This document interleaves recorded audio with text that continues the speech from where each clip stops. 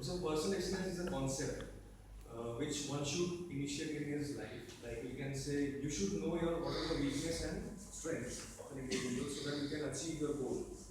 And personal excellence does not mean that you should be perfect. You should bring out the best in yourself. That's the meaning of personal excellence. So now about the author. So he is the founder chairman of Prasana's Trust, and he's also the latest guru of the corporate scene.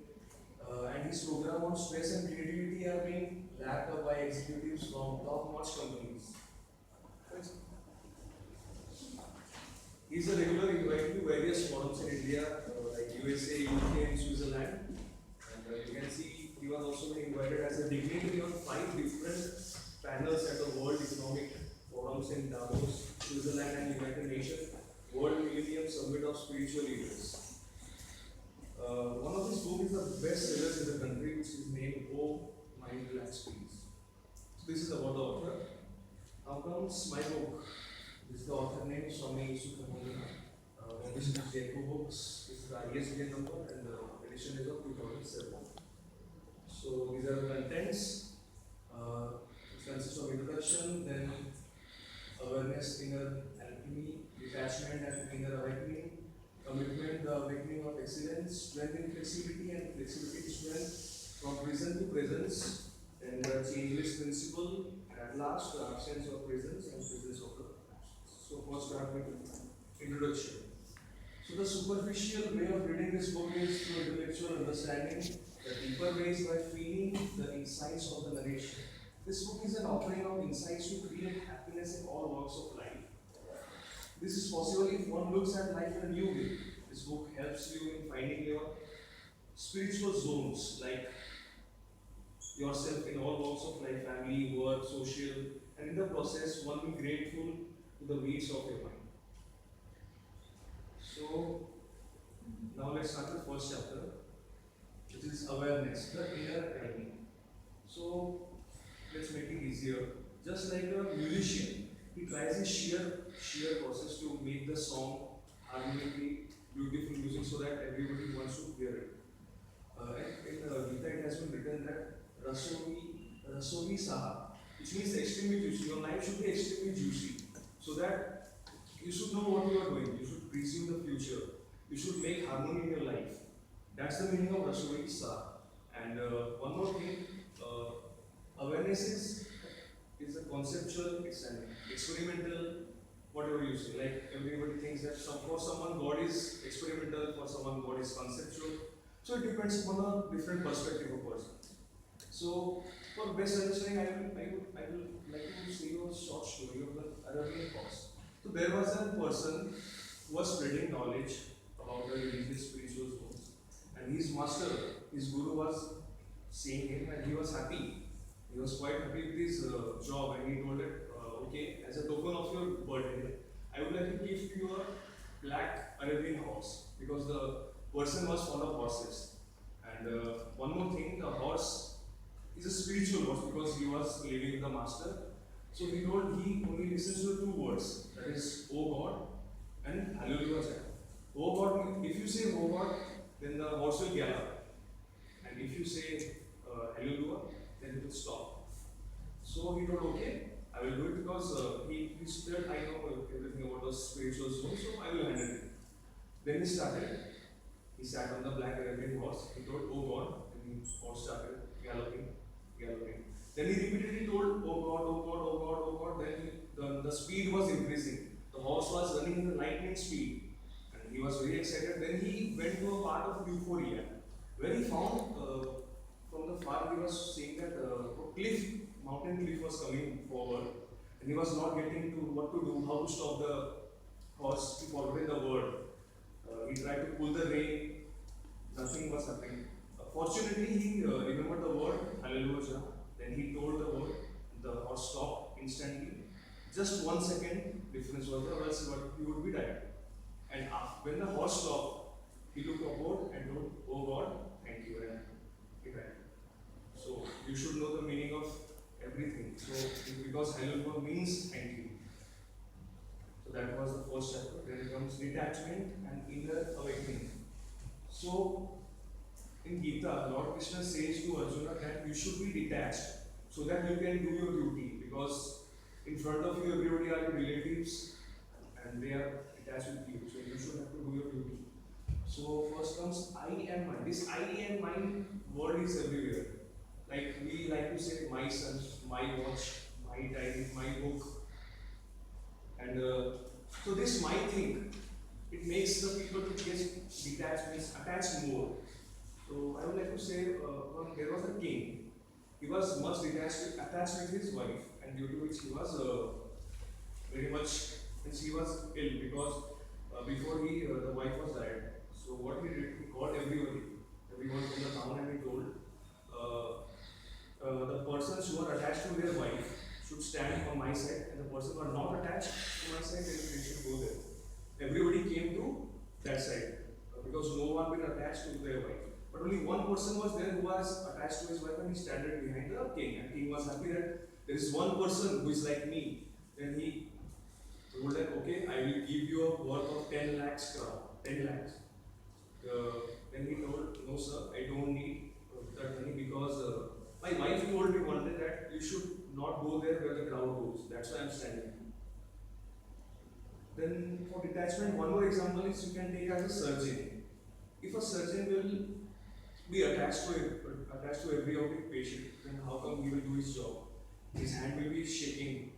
Like if you can say, if a surgeon is doing a surgery of a neighbor's child, he can do it precisely because he's not identified. But if he's doing the same activity for his own child, he might be nervous. That's why in life we should be detached to some activities. This was the detachment part. Then comes commitment, the awakening of excellence. First comes what happens when water falls on hot pan, lotus leaf, and oyster. Let me say, when water falls on a hot pan, what happens? It burns away. But when water falls on a lotus, it becomes more beautiful. But when water falls on an oyster, it captures the one drop of water and it turns into pearl. So you have to decide what you have to do. You should have to be a dosa pan, or you should have to be a lotus leaf, or like an oyster. Like you can take an example, like you are sitting in a class, you are listening what the sir is saying, but your mind is like a dosa pan. So what is the use? And like you should be an oyster, because if someone is saying something to you and if you keep it like a pearl, then it will be helpful for you in the future. So for more better understanding, there is a story, Sufi story, beautiful Sufi story of its name, Speaking of Diamonds. There was a guy who went to a Baba and he told, I want to learn some spirituals from you, how to live life. And he told, okay, do one thing. Later on we will do it, do one thing. He gave him a stone and told him, don't sell it. Just go and find out what's the worth of this stone. He went to a vegetable vendor. He told, I will give you 1 rupee. So then he went to a merchant. He told, I will give you 1,000. And he told, okay. Then he returned back to the Baba. Baba told, okay, you do one thing, I will go to silver merchant. Silver merchant told, I will give you 1 lakh. He was excited.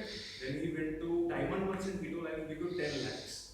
Then he came back to the Baba and Baba told, listen boy, the actual cost of that stone is 30 crores. No one knows that, because the price which they said, it was as per their ability. So best understanding is the most important part of your life. So you should do that. So now comes 4th chapter, which is strength in flexibility and flexibility in strength. So first is harmonize your internal energy, which means there should be combination of male energy and female energy, which should be there in every person's life. So you should harmonize your internal energy. Like we can take an example of Lord Krishna. Lord Krishna is immensely flexible as well as intelligent, because without intelligence there is no use of flexibility. So like we can take an example, Lord Krishna, he helped Arjuna eloping his own sister. And that was the flexibility part. And the strong part is he has also the male energy and the female energy. So it's like when a harmonium and a flute and a tabla interplay with each other, it creates a beautiful music. So that's what the meaning of harmonize your internal energy. So, and now be flexible, be strong. You should be flexible and at the same time you should be strong enough.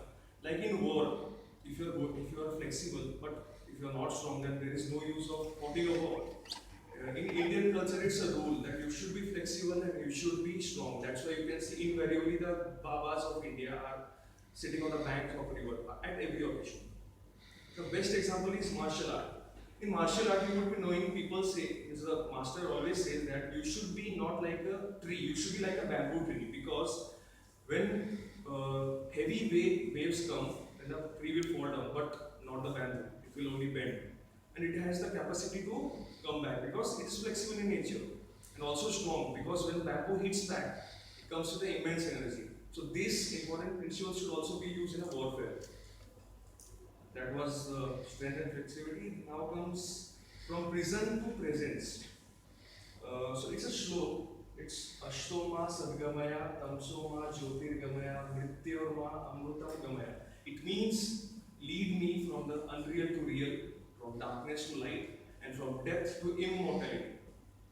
So this rule should be initiated by every human being in his life, because if a person is having hatredness, angry and upsetness, then he will not be able to achieve his goal. That's why this rule should be initiated by every human being. Last 5 minutes. So, then comes, can you do what you love and also love what you do? Actually, this is a translation which you will find in every pages of Gita. Not every, some part of Gita pages. Like, if you have the courage, like, can you do what you love? Or also love what you do? We don't have the courage because we don't do this, because if I would be love doing what I love, then I should be a painter. So, like, take an example. I am from business family. My home family is in a part of business, and I love the spirituality, and I also love. I don't know what's my future. My future is uncertain in that part, but then also I love because I love what I'm doing. And if you do this thing both, means if you know how to love what you are doing and what you love you're doing, then there will be an immense creation of discipline, and which will enhance your personal excellence. Next comes the changeless principle, the I factor. When our ages grow, what happens? We become first children, then middle age, then old. But one thing is that which doesn't change. That's I am children, I am middle aged, I am old. And this is the I factor. Then comes look at the core of you, not look at the periphery of you. For many people, what they do, they look at the periphery. It's like they're dependent upon others. So you should not see the edge of you, you should see the core of you, what's there inside you. Because if you don't know what's there inside you, then there is no use to living this life. It's a madness attitude. This was the changeless principle. Then comes the absence of presence and presence of absence. Continuous improvement. There should be a continuous improvement in life. Because if you are not doing this thing, then how come you overcome your certain your goal? Because the future is uncertain, no one knows about it.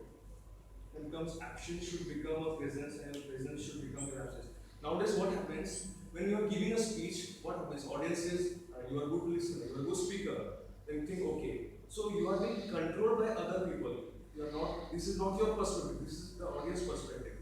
So you should not go with the event of your life. You should go with yourself, because in life many things are there that you should go on your own. Because if you are not going to overcome this thing, then there is no use to live life. So this was the absence and presence of absence.